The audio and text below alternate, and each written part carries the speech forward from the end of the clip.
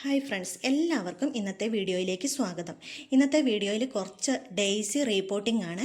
അപ്പോൾ ഇത് ചെറിയ പോട്ടിലായിരുന്നു ഞാൻ നട്ടിട്ടുണ്ടായിരുന്നത്. അപ്പോൾ അതെല്ലാം ഒന്ന് റീപോട്ട് ചെയ്ത് വലിയ പോട്ടിലേക്ക് മാറ്റാമെന്ന് വിചാരിച്ചു. അപ്പോൾ ചെറിയ പോട്ടായതുകൊണ്ട് തന്നെ ഒരുപാട് തൈകളും ഒക്കെ വന്നിട്ട് ആകെ നിറഞ്ഞിരിക്കുവാണ്. അപ്പോൾ ഇതൊക്കെ നേരത്തെ മാറ്റി വെക്കേണ്ടതായിരുന്നു. അന്നേരം എനിക്ക് മാറ്റി വെക്കാൻ പറ്റിയിട്ടുണ്ടായിരുന്നില്ല.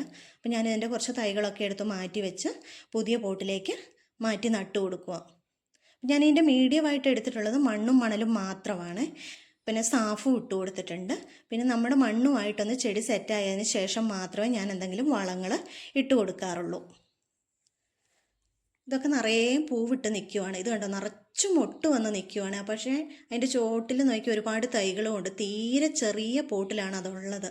അപ്പോൾ അതൊന്നും എനിക്ക് മാറ്റി വെക്കാൻ പറ്റാത്തതുകൊണ്ട് ഞാനിപ്പോൾ എല്ലാം വലിയ പോട്ടിലേക്കൊന്ന് മാറ്റി വെക്കുവാണ്. അതിൻ്റെ തൈകളൊന്നും ഞാനിപ്പോൾ എടുക്കുന്നില്ല. കുറച്ചും കൂടി ഒന്ന് വലുതായിട്ട് നമുക്ക് തൈകൾ എടുത്ത് നടാം. ഏത് കാലാവസ്ഥയിലും പിടിച്ചു കിട്ടുന്ന ഒരു ചെടിയായിട്ടാണ് എനിക്ക് തോന്നിയിട്ടുള്ളത് ഡെയ്സിയെ. പിന്നെ അധികം കെയറിങ് ഒന്നും വേണ്ട. ഞാൻ അധികം കെയറൊന്നും ചെയ്യാറില്ല. നമുക്ക് ഒരുപാട് തൈകൾ ഇതിൽ നിന്ന് തന്നെ ആക്കിയെടുക്കാൻ പറ്റും എപ്പോഴും. അപ്പം അധികം കുറച്ചൊക്കെ മഴയൊന്നും കൊണ്ടാലൊന്നും കുഴപ്പമില്ല.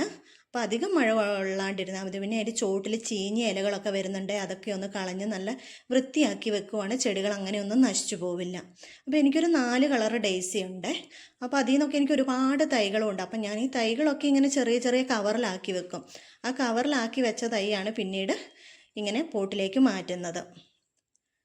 അപ്പോൾ ആദ്യം ചെടികൾ ചെറിയ തൈ ആയിരിക്കുമ്പോൾ കവറിലോ അല്ലെങ്കിൽ ചെറിയ പോട്ടിലൊക്കെ നട്ട് ചെടി വളരുന്നതിനനുസരിച്ചാണ് ഞാൻ പിന്നെ വലിയ പോട്ടിലേക്ക് മാറ്റുന്നത്.